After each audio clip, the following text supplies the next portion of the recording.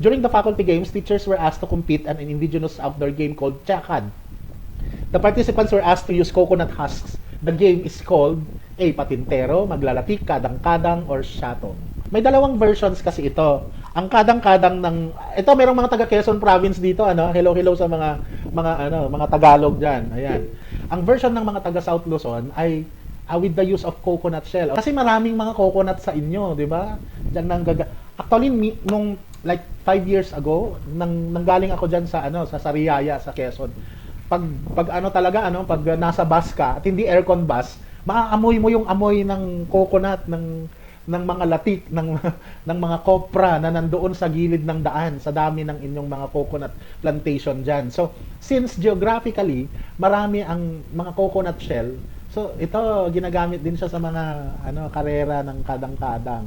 So in the other parts of the country, dito sa Northern Luzon, especially sa mga Ilocanos at mga Pangasinense, maraming mga kawayan dito. So ang ginagamit naman na version ng kadang-kadang ay kawayan. Okay, so that's a very interesting fact that even our game or our expressions of leisure ay affected din kung ano yung mga bagay-bagay na nakikita natin sa paligid.